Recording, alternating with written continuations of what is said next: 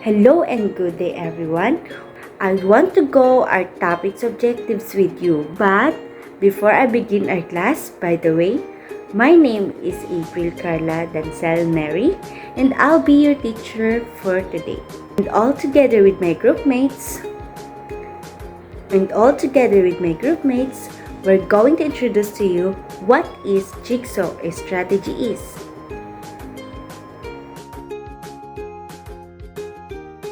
Objectives.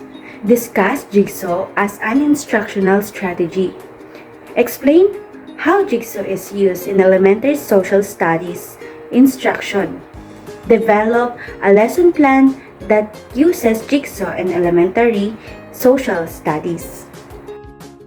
Now that we already have discussed the objectives, let's find out what is Jigsaw strategy is.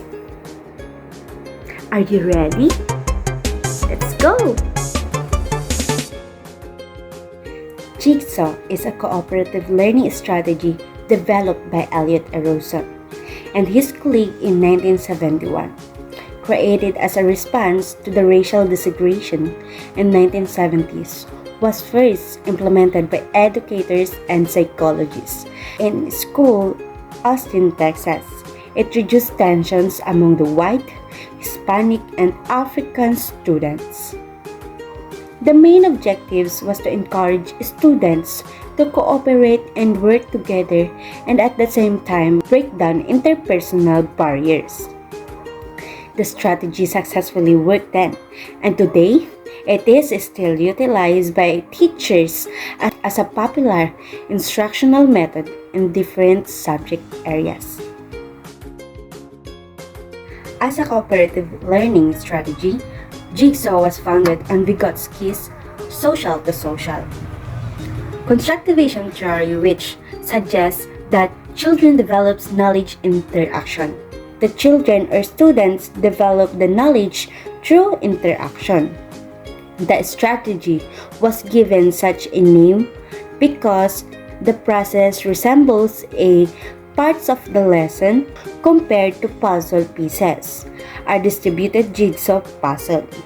Different among students, and they have to communicate and work together to arrive at the complete information. Jigsaw is very much applicable in many social studies lessons, particularly with the content that can be broken down for different groups to analyze.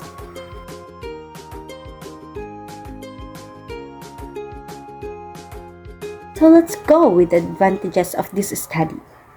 The Jigsaw strategy is preferred by many educators because it has many benefits in the classroom. A study conducted by Hans and Berger showed that after implementing Jigsaw, students demonstrated increased feelings of autonomy and instinct motivation. It promotes personal accountability of learning since students are required to master their segments independently and eventually share it with the group mates.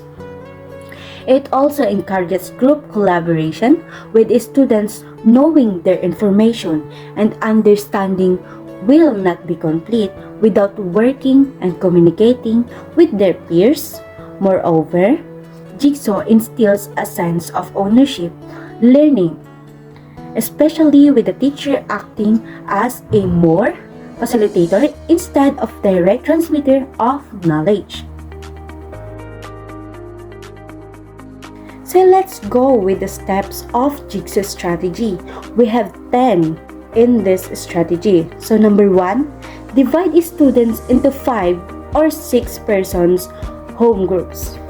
Members should be diverse in terms of gender, ability, and ethnicity, if applicable. Step 2. Appoint a leader for each home group. Step 3. Divide the day's lessons into 5 or 6 segments. Step 4. Assigning each student in the home group to learn one segment. And step 5, give students time to comprehend and master their assigned segments. Step 6. Form temporary expert groups by instructing students with the same segment to sit together.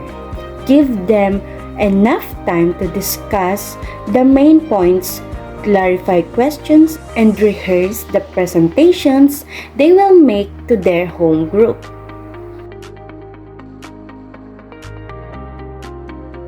Step 7.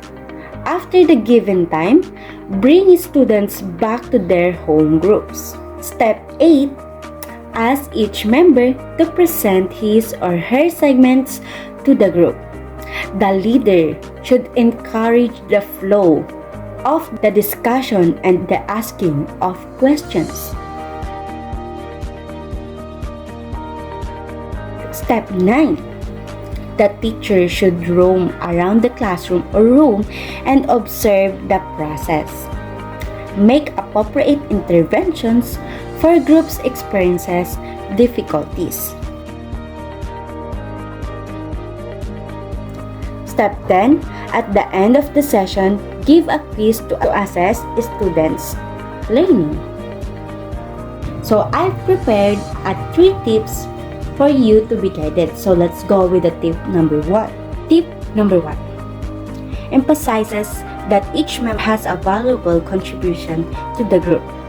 This will minimize the chances of smart students dominating the discussion while less able students talk less. You can also rotate the leadership so that all students will be given the opportunity to lead the discussion.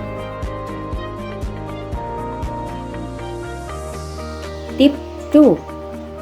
Ensure that the given materials are in equal length and difficulty so that they can be mastered by all students within the given time limit. If this is not possible, assign the materials based on the students' abilities.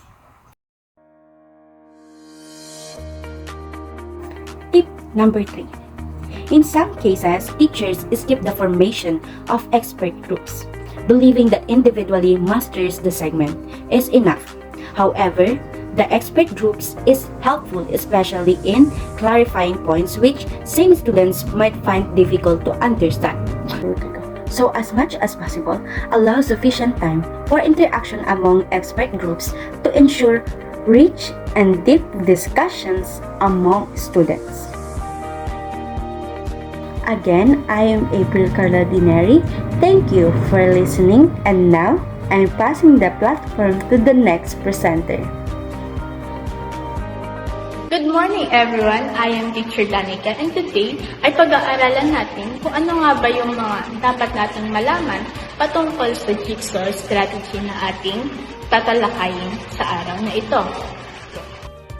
Jigsaw strategy is an instructional strategy that is proved only of the process of putting together many pieces to form one cohesive picture, but models that process as well.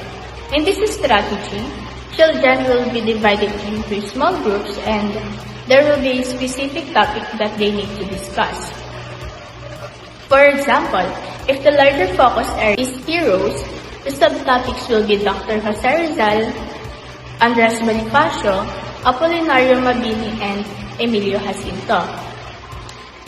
In this example, the class will be divided into 4 na kung saan lahat sila ay magre-research about sa heroes para magkaroon sila ng mga resources and yung isa sa kanila ay mapupunta sa kanya yung topic na Dr. Jose Rizal, yung isa naman ay Andres Bonifacio, yung isa Apolinario Mabini at Emilio Jacinto. Then yung next na gagawin nila is mali-disperse yung mga estudyante from their original group na kung saan kung sino yung mga nakakuha ng subtopics ng Dr. Jose Rizal, Andres Bonifacio, Apolinario Mabini, and Emilio Jacinto ay pagsasama-samahin para magkaroon sila ng resources or sharing their thoughts and ideas about sa topic na nakuha nila. Nung step na yun, nakapag-share na sila ng thoughts and ideas sa mga kasama kapareho nilang subtopics ay babalik sila sa dati nilang grupo, which is yung small group, para i-share sa iba kung ano nga ba yung mga nadagdag na kaalaman patungkol sa mga patungkol sa mga subtopics or larger focus area na nalaman nila. Sa Jigsaw strategy nito, malalaman natin na hindi lang siya focus sa isang tao, kundi lahat ng estudyante ay makakapag-participate at lahat nila ay mayroong kaalaman patungkol sa mga topics na pinag-aaralan natin na maaari nating gamitin sa mga sa pagtuturo. And that's all. I hope na may natutunan kayo sa mga nasabi ko and na-share ko about sa Jigsaw strategy. Hello, we have prepared an exercise for you to perform as a recitation in our group. I will send the link. All you need to do is finish the puzzle. Take a screenshot and place it or paste it in the folder located in our team. When it's done, comment in this video's comment box to let us know which image in the puzzle are. Whoever can pass or send it first will be given a reward.